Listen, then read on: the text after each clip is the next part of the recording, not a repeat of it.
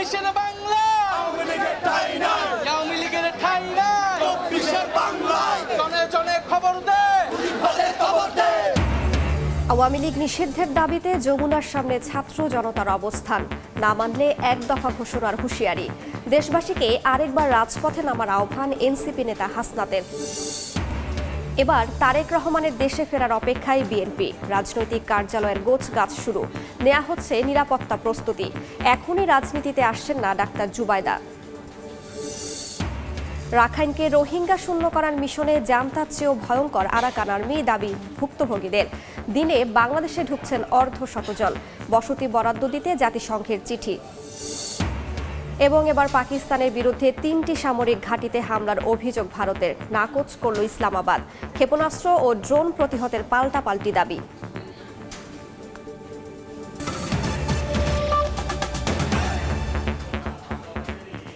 সময় সংবাদের সঙ্গে আছি আমি রাইসা জান্নাত। আওয়ামী লীগ নিষিদ্ধের দাবিতে প্রধান উপদেষ্টার বাসভবন যমুনার সামনে অবস্থান করছেন ছাত্র জনতা। না মানলে এক দফা ঘোষণার হুঁশিয়ারি দিয়ে এনসিপি নেতারা আরেকবার দেশবাসীকে রাজপথে নামার আহ্বান জানিয়েছেন। বাদ-জুমা দল মত নির্বিশেষে সবাইকে হেয়ার রোডে জুলাই বিপ্লব মঞ্চে যোগ দেওয়ার আহ্বান তাদের।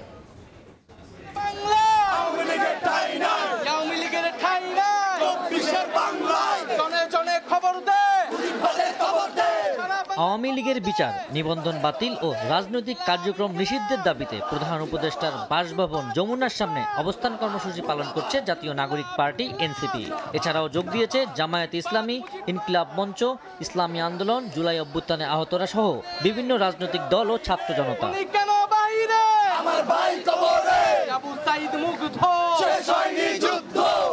বৃহস্পতিবার রাত 10টায় রাজধানীর বিভিন্ন জায়গা থেকে দলে দলে যমুনার সামনে আসেন নেতাকর্মীরা। আওয়ামী লীগ নিষিদ্ধের দাবিতে মুহুর্মুহু স্লোগান দিতে থাকেন তারা।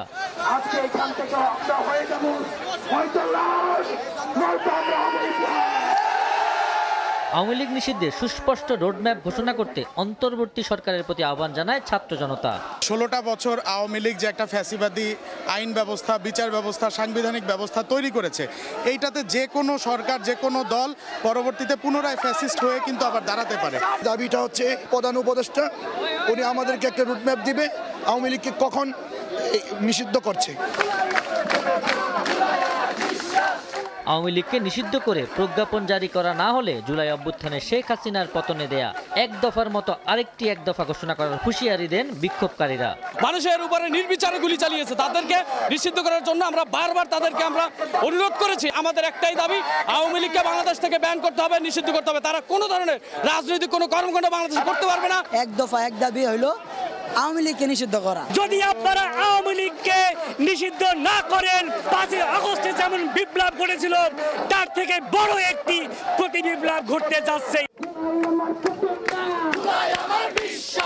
আওয়ামী লীগ নিষিদ্ধের দাবিতে দেশবাসীকে আরেকবার রাজপথে নেমে আসার আহ্বান জানিয়ে যতক্ষণ পর্যন্ত আওয়ামী লীগের নিবন্ধন বাতিল করে তাদের নিষিদ্ধ করা না হবে ততক্ষণ রাজপথ ছাড়বে না বলে হুঁশিয়ারি দেন এনসিপির নেতারা। ফ্যাসিস্ট গণহত্যাকারী আওয়ামী লীগকে সন্ত্রাসী সংগঠন হিসেবে ঘোষণা দিয়ে নিবন্ধন বাতিল করে রাজনৈতিক কর্মসূচি নিষিদ্ধ করার মধ্য দিয়ে তাদেরকে নিষিদ্ধ করা হয় এবং বিচারিক প্রক্রিয়া সুস্পষ্ট রুটম্যাপ আমাদের সামনে উপস্থাপন করা হয়, ততক্ষণ পর্যন্ত আমরা এই রাজপথ ছাড়ব না। আজকে বাদ জুমা সকল বাংলাদেশের নাগরিক আপনারা আজকে এখানে ইন্টারকন্টিনেন্টালের সামনে মঞ্চ তৈরি হচ্ছে, ঐক্যবদ্ধভাবে জমায়েত হন। আজকে রাজপথে আমরা আওয়ামী লীগের ফয়সালা করে আমরা আমাদের ঘরে ফিরব। এদিকে জুলাই বিপ্লব মঞ্চ থেকেই আওয়ামী লীগ নিষিদ্ধের ঘোষণা নিয়ে রাজপথ ছাড়বে বলে হুঁশিয়ারি দেয় বিক্ষোভকারী নেতাকর্মীরা। আবু সাইদ নিশান, সময় সংবাদ, ঢাকা। এই মুহূর্তে যমুনার সামনে আছেন সহকর্মী তাসলিম তৌহিদ, সরাসরি চলে যাচ্ছি তার কাছে। আওয়ামী লীগকে নিষিদ্ধের দাবিতে গতকাল রাত 10টা থেকে অন্তর্বর্তী সরকারের প্রধান উপদেষ্টা যমুনার বাসভবন যমুনার সামনে থেকে রাত থেকে অবস্থান শুরু করেছে এনসিপির নেতৃত্বে হাসনাত আব্দুল্লাহ। যখন আন্দোলন শুরু করে তারপর থেকে কিন্তু আস্তে আস্তে ছাত্র জনতা বিভিন্ন মানুষজন কিন্তু এখানে জড়ো হচ্ছেন। এখন পর্যন্ত সকাল 10টা এখানে কিন্তু শুধু এনসিপি না, বিভিন্ন শ্রেণী পেশার মানুষ এসে এখানে জমায়েত হয়েছে। অর্থাৎ এই এনসিপি যে হাসনাত আব্দুল্লাহ যে ডাক দিয়েছিল আওয়ামী লীগের নিষিদ্ধের দাবিতে, সেই আন্দোলনে কিন্তু দেখেছি যে জামাত ইসলামের যে সমর্থন জানাতে, একই সাথে বিভিন্ন হেফাজত ইসলাম সহ বিভিন্ন রাজনৈতিক বা বিভিন্ন সংগঠনগুলো কিন্তু এখানে আসছেন, এসে এই আওয়ামী লীগকে নিষিদ্ধের দাবি, একই সাথে তাদের নিবন্ধন বাতিল সহ তাদের বিচারের দাবিতে কিন্তু এই আন্দোলন চলমান রয়েছে। জানিয়ে রাখি যে দুপুরের পর অর্থাৎ জুম্মার নামাজের পরে ইন্টারকন্টিনেন্টাল সামনে জুলাই বিপ্লব মঞ্চ সেখানে প্রস্তুত করা হচ্ছে, সেখানে জুম্মার নামাজের পরে কিন্তু তারা অবস্থান নেবেন। তার আগ পর্যন্ত অন্তর্বর্তী সরকার উপদেষ্টা কার্যালয়ের সামনে তারা অবস্থান করছেন। তারা যেটা বলছেন যে জুলাই মঞ্চ সেখান থেকে পরবর্তী নির্দেশনা অর্থাৎ আওয়ামী লীগকে নিষিদ্ধ, নিবন্ধন বাতিল এবং তাদের বিচার কাজের ক্ষেত্রে সরকারের পক্ষ থেকে সুস্পষ্ট রোডম্যাপ বা নির্দেশনা না আসা পর্যন্ত তারা কিন্তু রাজপথ থেকে ছড়বেন না, তেমনটাই কিন্তু ঘোষণা দিচ্ছে। রাত 10টা থেকে যে আন্দোলন শুরু হয়েছিল সেখানে কিন্তু আস্তে আস্তে বিভিন্ন শ্রেণী পেশার মানুষ আছেন, অনেকে অবস্থান করছে। আমরা এখানে দেখতে পাচ্ছি এই মুহূর্তে এনসিপির দুই মুখ্য সংগঠক উত্তর অঞ্চল এবং দক্ষিণ অঞ্চলে হাসনাত আব্দুল্লাহ, সার্জিস আলম সহ বিভিন্ন সংগঠনের নেতাকর্মীরা রয়েছেন। অর্থাৎ এখানে মুহুর্মুহু স্লোগান যেমন চলছে আওয়ামী লীগ নিষিদ্ধের দাবিতে, পাশাপাশি কিন্তু ইসলামী সঙ্গীত সহ নানা উদ্দীপনামূলক গান পরিবেশনের মাধ্যমে কিন্তু আওয়ামী লীগকে নিষিদ্ধের দাবিতে কিন্তু নানা স্লোগান তারা দিচ্ছেন। একই সাথে বিভিন্ন রাজনৈতিক দলের নেতারা এসে বা বিভিন্ন সংগঠনের নেতারা এসে সমর্থন জানিয়ে তারাও কিন্তু একত্রিত জানিয়ে বক্তব্য রাখছেন। তবে মধ্যগত তারা যেটা বলছেন যে দুপুরের পর জুম্মার নামাজের পর তারা হোটেল ইন্টারকন্টিনেন্টালের সামনে যে মঞ্চ প্রস্তুত করা হচ্ছে সেখান থেকেই তারা বড় সমাবেশ করবে এবং সেখান থেকে আওয়ামী লীগ নিষিদ্ধ ব্যাপারে কোনো সিদ্ধান্ত না আসা পর্যন্ত অবস্থান করবে। তো এই মুহূর্তে পদ্মা যমুনার সামনে অবস্থান নিয়ে তারা বিক্ষোভ করছেন। দুপুরের পরে হোটেল কন্টিনেন্টালের সামনে তারা মঞ্চে গিয়ে সেখানে সমাবেশ করবে। তো এই ছিল যমুনার সামনে থেকে আমার কাছে সবশেষ তথ্য। যমুনার সামনে থেকে সরাসরি যুক্ত হয়েছিলেন সহকর্মী তাসলিম তৌহিদ। গণ অভ্যুত্থানে হত্যাসহ একাধিক মামলায় নারায়ণগঞ্জ সিটির সাবেক মেয়র সেলিনা হায়াত আইভীকে নিজ বাড়ি থেকে গ্রেফতার করেছে পুলিশ। আইভীকে গ্রেফতার করতে গেলে তার বাড়ির সামনে ও সড়কে অবস্থান নিয়ে বিক্ষোভ করেন কর্মী সমর্থকরা। পরে তাকে গ্রেফতার করে নিয়ে যাওয়ার সময় পুলিশের গাড়ি বহরে হামলা হয়েছে। বৃহস্পতিবার রাত 11টার দিকে নারায়ণগঞ্জ শহরের দেওভোগ এলাকায় নারায়ণগঞ্জ সিটি কর্পোরেশনের সাবেক মেয়র সেলিনা হায়াত আইভীর বাড়িতে প্রবেশ করে গোয়েন্দা পুলিশ সহ আইনশৃঙ্খলা বাহিনীর বিপুল সদস্য। এ সময় স্থানীয় মসজিদগুলোর মাইকে ঘোষণা দিয়ে আইভীর কর্মী সমর্থকদের বাড়ির সামনে জড়ো করা হয়। এরপর থেকে আইভীর বাড়ির সামনে ও সড়কে অবস্থান নিয়ে বিক্ষোভ করেন তারা। পাশাপাশি বাঁশ দিয়ে ব্যারিকেড দেওয়া হয় রাস্তায়।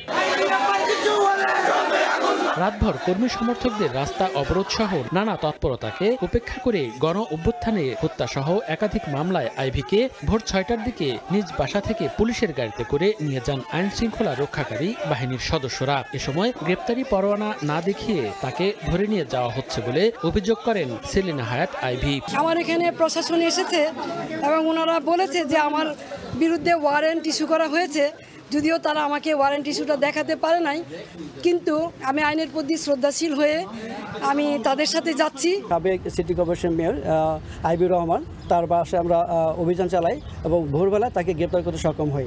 তার নামে সিদ্ধিরগঞ্জ থানায় 3টি হত্যা মামলা এবং ফুতুল্লা থানায় একটি আদার্স সেকশন মামলা রুজু আছে। আমরা সিদ্ধিরগঞ্জ থানায় একটি হত্যা মামলা তাকে গ্রেপ্তার দেখিয়েছি। তাকে আমরা ডিবি কার্য রেখেছি। আজকে আমরা কোর্টে উপস্থাপন করব।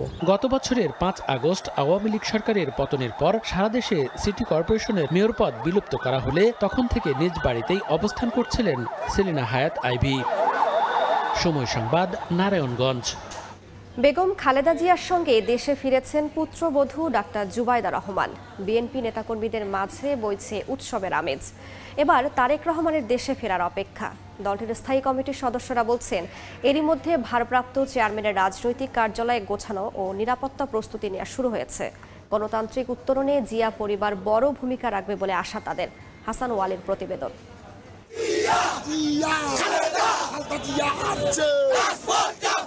নানা প্রতিকূলতার পর লন্ডনে উন্নত চিকিৎসার সুযোগ আর পরিবারের সান্নিধ্যে 4 মাস কাটিয়ে দেশে ফিরেছেন বেগম খালেদা জিয়া। হেঁটে প্রবেশ করেছেন গুলশানের বাসা ফিরোজায়। সঙ্গে ফিরেছেন 2 পুত্রবধূ।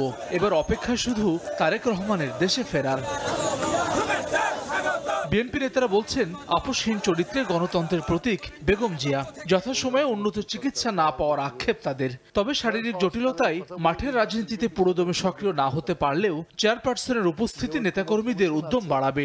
উনি ওনার জীবনে কোনোদিনও রাজনৈতিক প্রশ্নে আপোষ করেন নাই, যার পরিপ্রেক্ষিতে ওনাকে হেঁটে জেলে যেতে হয়েছে, হুইল চেয়ারে জেল থেকে বের হয়েছে হাসিনার নির্যাতনে। যে সময় চিকিৎসা গেলে হয়তো সম্পূর্ণ সুস্থ হয়ে আসতে পারতেন, কিন্তু এত দেরি হতে আজকে উনি কিন্তু সম্পূর্ণ সুস্থ হয়ে আসতে পারেনি। ওনাকে কোনোদিনই বাংলাদেশ থেকে দূরে রাখা যায় নাই। এখনো এই 4 মাস শেষ হওয়ার আগে উনি চলে আসলেন, এটাই তার প্রমাণ। বিএনপি নেতারা জানালেন দেশে ফেরার জন্য প্রস্তুত দীর্ঘদিন নির্বাসিত তারেক রহমান। দলের ভারপ্রাপ্ত চেয়ারম্যানের নিরাপত্তা ও রাজনৈতিক কার্যালয় গোছানোর প্রস্তুতিও শুরু হয়েছে। তার ফেরার পরে এখানকার অবস্থান, রাজনৈতিক কার্যালয়, তার সিকিউরিটি কিভাবে কি করা হবে ইত্যাদির আয়োজন আমরা শুরু করে দিয়েছি। তা আমরা আশা করি তিনি খুব শীঘ্রই দেশে ফিরবেন। তারেক রহমানের সহধর্মিণী ডাক্তার জোবাইদা রহমানকে ঘিরে কর্মীদের মাঝে বাড়তি উন্মাদনা দেখা গেলেও নেতারা জানান এখনই রাজনীতিতে অংশ নিতে আগ্রহী নন তিনি। জোবাইদুর রহমান 17 বছর পরে দেশে ফেরত আসছে এই হাসিনা নির্যাতনে, তাকে পর্যন্ত জেল দেওয়া হয়েছে।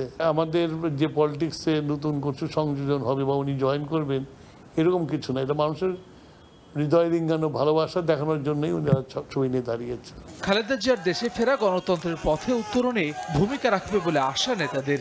তার উপস্থিতি গণতান্ত্রিক উত্তরণে, দেশের গণতন্ত্রের উত্তরণের পথে সহায়ক হবে, আমাদের জন্য শক্তি এবং সাহস যোগাবে।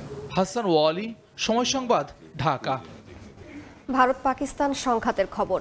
জম্মু কাশ্মীর ও পাঞ্জাবে 3টি সামরিক স্থাপনায় পাকিস্তান হামলা চালিয়েছে বলে দাবি করেছে ভারত। পাকিস্তানের নিক্ষেপ করা অন্তত 8টি ক্ষেপণাস্ত্র প্রতিহত করা হয়েছে বলে জানায় দেশটির সেনাবাহিনী। তবে পাকিস্তানের প্রতিরক্ষা মন্ত্রী খাজা আসিফ এ হামলার কথা অস্বীকার করেন। ইসলামাবাদ আঘাত করলে সেটা লুকিয়ে রাখবে না বলেও জানান তিনি। সংঘাত নিরসনে ভারতের পররাষ্ট্রমন্ত্রী ও পাকিস্তানের প্রধানমন্ত্রীর সঙ্গে ফোন আলাপ করেছেন মার্কিন পররাষ্ট্রমন্ত্রী মার্কো রুবিও।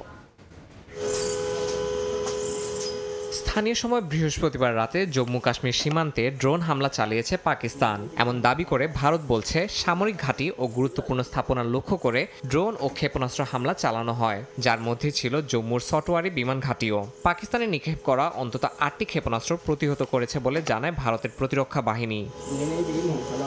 তবে জম্মু কাশ্মীরে হামলা চালানোর অভিযোগ অস্বীকার করেছেন পাকিস্তানের প্রতিরক্ষা মন্ত্রী খাওয়াজা আসিফ। উল্টো অভিযোগ করেন ভারত পরিস্থিতি নিয়ন্ত্রণের সুযোগ দিচ্ছে না। তিনি জানান পাকিস্তান আঘাত করলে সেটি লুকিয়ে রাখবে না। সেই সঙ্গে আরব দেশগুলো এই সংকট নিরসনে মধ্যস্থতার চেষ্টা চালাচ্ছে বলেও জানান পাক প্রতিরক্ষা মন্ত্রী। এছাড়া ভারতে নিক্ষেপ করা 25টি ড্রোন ভূপাতিত করেছে বলে দাবি পাকিস্তানের, যদিও নয়াদিল্লি এ বিষয়ে কোনো আনুষ্ঠানিক প্রতিক্রিয়া জানায়নি।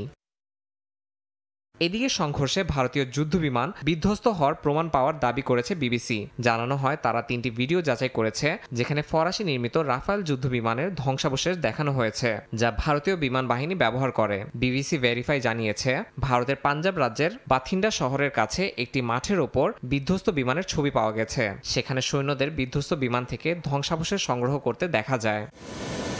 পরমাণু শক্তিধর দুই প্রতিবেশী দেশের সংঘাত নিয়ে আন্তর্জাতিক উদ্বেগ বেড়েছে। যুক্তরাষ্ট্রের পররাষ্ট্রমন্ত্রী মার্কো রুবিও পৃথকভাবে ভারতের পররাষ্ট্রমন্ত্রী ও পাকিস্তানের প্রধানমন্ত্রীর সঙ্গে ফোনে কথা বলেন এবং সরাসরি সংলাপের আহ্বান জানান। একই সঙ্গে ইরানের পররাষ্ট্রমন্ত্রী আব্বাস আরাকচি নয়াদিল্লি সফরে এসে জানান সংঘাত যেন আর না বাড়ে সেই প্রত্যাশাই তেহরানের। ইয়াসিন মোহাম্মদ জিসান, সময় সংবাদ। মিয়ানমারের রাখাইনে এবার আরাকান আর্মির নির্যাতনের মুখে বাংলাদেশে নতুন করে অনুপ্রবেশ করছেন রোহিঙ্গারা। তাদের দাবি জান্তা বাহিনীর চেয়ে বেশি নির্যাতন চালাচ্ছে আরাকান আর্মি, যার কারণে দিনে গড়ে প্রায় অর্ধশত রোহিঙ্গা পালিয়ে এসে কক্সবাজারের ক্যাম্পে আশ্রয় নিচ্ছে। এরই মধ্যে নতুন করে 1,20,000-এর বেশি রোহিঙ্গা অনুপ্রবেশ করেছে। মোহাম্মদ ফরাজের ক্যামেরায় বিস্তারিত জানাচ্ছেন সুজাউদ্দিন রুবেল। মিয়ানমারের মংডুর সুয়েজা গ্রামের বাসিন্দা ইলিয়াস ও জমিলার 19 বছরের একমাত্র মেয়ে আরমিনা।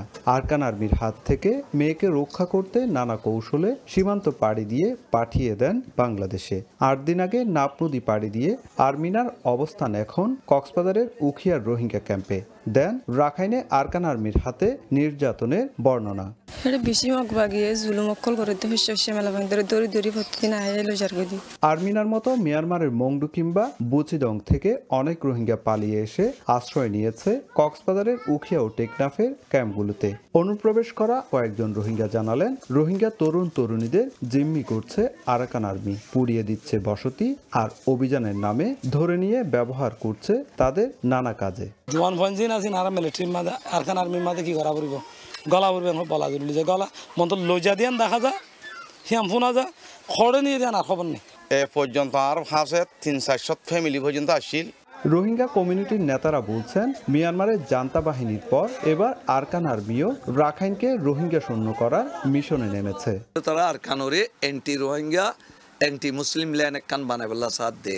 এদিকে নতুন করে অনুপ্রবেশ করা রোহিঙ্গাদের ক্যাম্পে বসবাসের জন্য বসতি বরাদ্দ দিতে বাংলাদেশকে চিঠি দিয়েছে জাতিসংঘের শরণার্থী বিষয়ক হাই কমিশন, এমনটা জানিয়েছেন ত্রাণ ও প্রত্যাবাসন কমিশনার। তো আমরা ওদেরকে বলেছি যে তোমরাও দেখতে পাচ্ছ যে আমাদের তো জায়গা নেই, এখন এই মুহূর্তে কি করণীয়। তখন তারা বলেছে আপাতত যে কমিউনাল সেন্টার যেগুলো আছে, চাইল্ড ফ্রেন্ডলি স্পেস, এই ধরনের জায়গাগুলোকে সংস্কার করে এইসব জায়গাগুলোতে থাকার ব্যবস্থা করা যায় কিনা।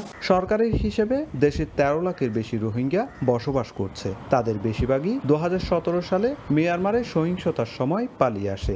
এরই মধ্যে নতুন করে আরও 1,20,000 রোহিঙ্গা রাখাইন থেকে পালিয়ে বাংলাদেশে আশ্রয় নিয়েছে। সংঘাত কিংবা নির্যাতন যার পুরোটাই ঘটছে সীমান্তের ওপারে মিয়ানমারের অভ্যন্তরে, কিন্তু তার বোঝা বইতে হচ্ছে বাংলাদেশকে। যেখানে প্রত্যাবাসনের কথা বলা হচ্ছে সেখানে প্রতিদিনই নতুন করে ঢুকছে রোহিঙ্গারা, যার কারণে সংকটটা আরও বাড়ছে বলে মনে করছেন সংশ্লিষ্টরা। বাংলাদেশ মিয়ানমার সীমান্তের ঘুমদুম থেকে সুজাউদ্দিন রুবেল, সময় সংবাদ। হজ ফ্লাইট পরিচালনায় অনেকগুলো বিমান আটকে যাওয়ায় বিভিন্ন রুটে কমানো হয়েছে বাংলাদেশ বিমানের 134টি ফ্লাইট। এতে যাত্রী বিড়ম্বনার পাশাপাশি বাধাগ্রস্ত হচ্ছে বিভিন্ন দেশের সবজি রপ্তানি। ক্রয়াদেশ পূরণ করতে না পারায় বাজার হারানোর শঙ্কায় ব্যবসায়ীরা। বিদেশি এয়ারলাইন্স ব্যবহারে ভাড়া পরিশোধের চাপ বাড়বে ডলারের ওপর। এ অবস্থায় ক্ষতি নিরসনে ডেডিকেটেড কার্গো বিমান প্রয়োজন বলে মনে করছেন সাপ্লাই চেইন বিশেষজ্ঞরা। কাজল আব্দুল্লাহর রিপোর্ট। প্রতি বছর বিভিন্ন রুটের ফ্লাইট কমিয়ে হজের বিশেষ ফ্লাইট পরিচালনা করে বাংলাদেশ বিমান। চলতি মৌসুমেও মোট হজ যাত্রীর অর্ধেক অর্থাৎ 43,550 জন যাত্রীকে বহন করবে রাষ্ট্রীয় এই বিমান সংস্থা। এজন্য যাতায়াতে পরিচালনা করতে হবে 227টি বিশেষ ফ্লাইট। হজের মহাকর্মযজ্ঞ বাস্তবায়নে 3 মাসে বিশ্বের বিভিন্ন রুটের 134টি নিয়মিত ফ্লাইট কাটছাঁট করতে হয়েছে বাংলাদেশ বিমানকে। এর প্রভাব পড়ছে কুয়েত, ম্যানচেস্টার, দুবাই, দোহা সহ 10টি রুটে। কোনো কোনো রুটে ফ্লাইট বন্ধ, কমিয়ে অর্ধেক, কোনো রুটে দাঁড়িয়েছে 4 ভাগের 1 ভাগে। এতে নিয়মিত যাত্রীরা অন্য এয়ারলাইন্সে গন্তব্যে যেতে পারলেও সংকটে পড়েছে প্যারিশেবল আইটেম বা পচনশীল পণ্য তথা সবজি রপ্তানি কার্যক্রম। ব্যবসায়ীরা জানান, ফ্লাইট কমে যাওয়ায় ক্রেতা চাহিদা পূরণে বাজার চলে যাচ্ছে ভারতের হাতে, আটকে যাচ্ছে বিক্রি করা পণ্যের দামও। আমার যে কাস্টমার সপ্তাহে 4 দিন যে বাংলাদেশ থেকে সবজি ওখানে নিত, কিন্তু এই কাস্টমার কি আমার ফ্লাইট নাই দেখে সে বসে থাকবে আমার জন্য? ন্যাচারালি সে অন্যদিকে তার মার্কেট ডাইভার্ট করবে।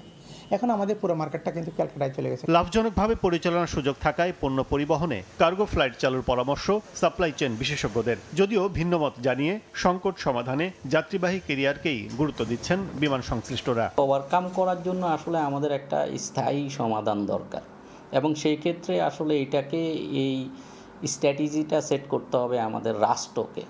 যেমন আমরা যদি বলি, আমরা যদি ডেডিকেটেড কার্গো সার্ভিসটা আমরা চালু করতে পারি, সেই ডেডিকেটেড কার্গো সার্ভিসটার জন্য আমাদের একটা বিজনেস কেস দাঁড় করাতে হবে। বিমানই কিন্তু কার্গো হ্যান্ডলিং করে, বিমানের লোকেরা জানে যে কার্গো কোত্থেকে আসছে, কোথায় যাচ্ছে। কিন্তু শুধু ওয়েট কার্গো ক্যারি করার জন্য ডেডিকেটেড এয়ারক্রাফট দিয়ে কতটুকুন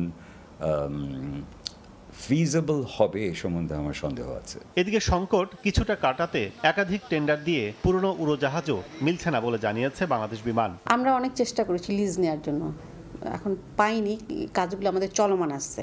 আমাদের কিন্তু চেষ্টার কোনো কমতি নাই। চলতি মাসের শেষে শুরু হবে ফল রফতানি, এতে সংকট আরও কয়েক গুণ বাড়ার আশঙ্কা ব্যবসায়ীদের। কাজল আব্দুল্লাহ, সময় সংবাদ, ঢাকা।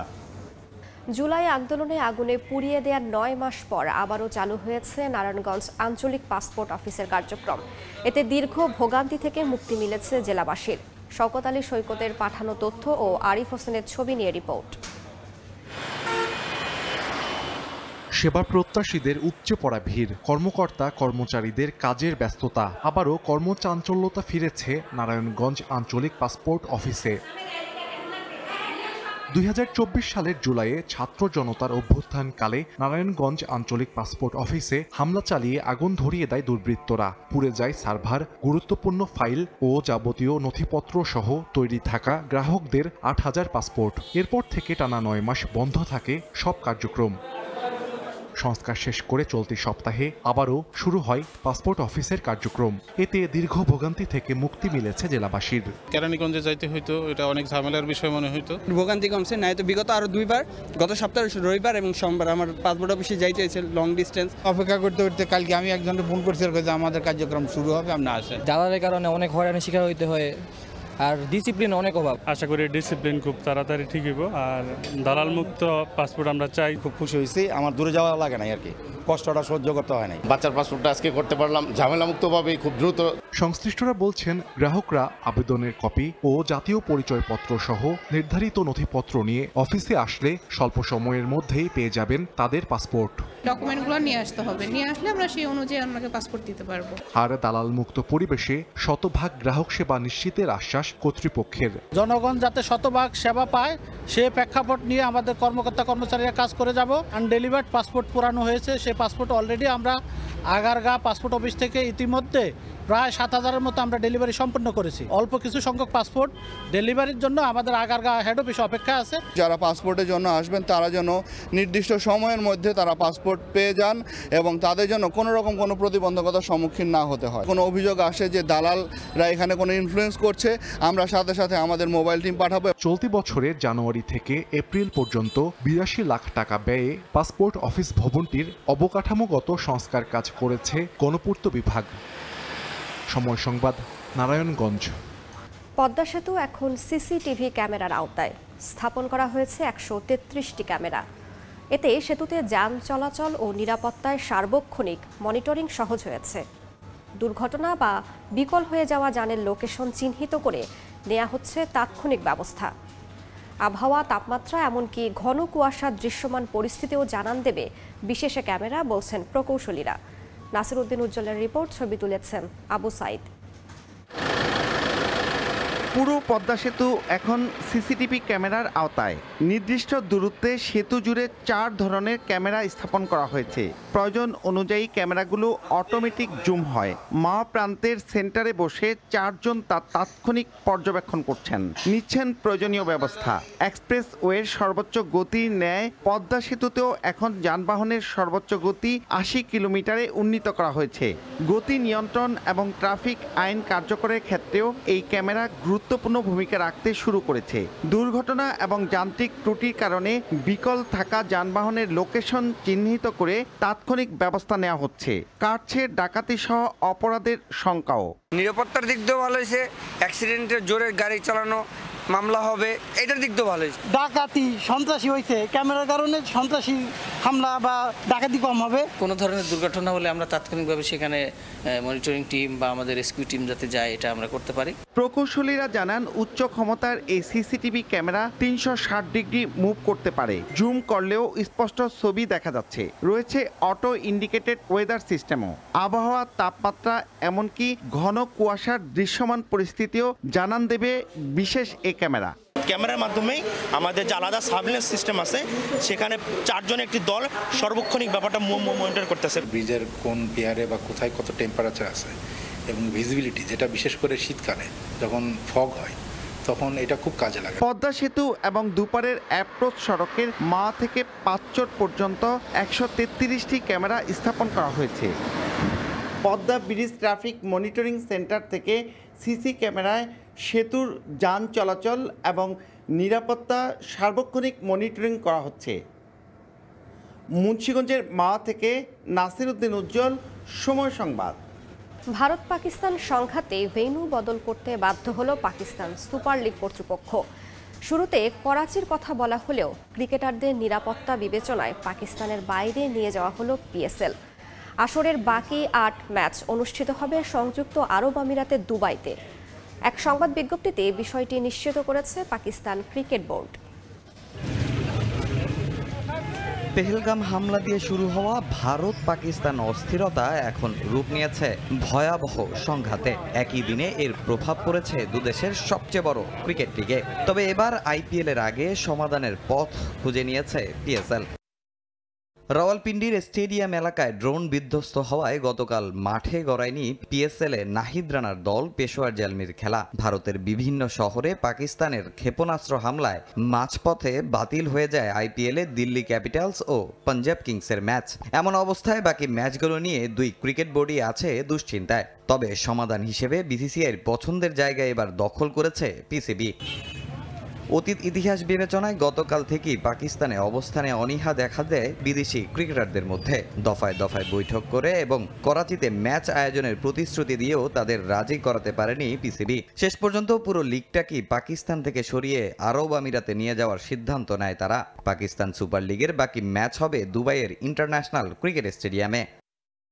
স্পষ্ট বোঝা যাচ্ছে আমাদের চলমান পাকিস্তান সুপার লিগ বিঘ্নিত করার উদ্দেশ্যে ভারত রাওয়ালপিন্ডি স্টেডিয়াম প্রাঙ্গণে দায়িত্ব জ্ঞানহীন এ হামলা চালিয়েছে। এ অবস্থায় ক্রিকেটারদের নিরাপত্তার কথা বিবেচনায় পিসিবি বাকি ম্যাচগুলো দুবাইয়ে স্থানান্তর করার সিদ্ধান্ত নিয়েছে।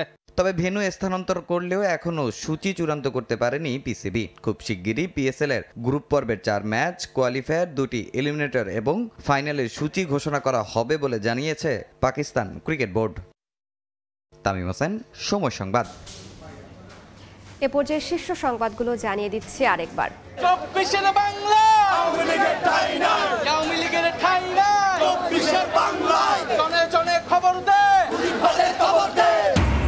আওয়ামী লীগ নিষিদ্ধের দাবিতে যমুনার সামনে ছাত্র জনতার অবস্থান।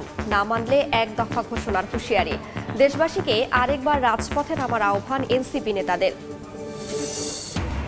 এবং এবার তারেক রহমানের দেশে ফেরার অপেক্ষায় বিএনপি। রাজনৈতিক কার্যালয়ের গোছগাছ শুরু, নেওয়া হচ্ছে নিরাপত্তা প্রস্তুতি। এখনই রাজনীতিতে আসছেন না ডাক্তার জুবাইদা।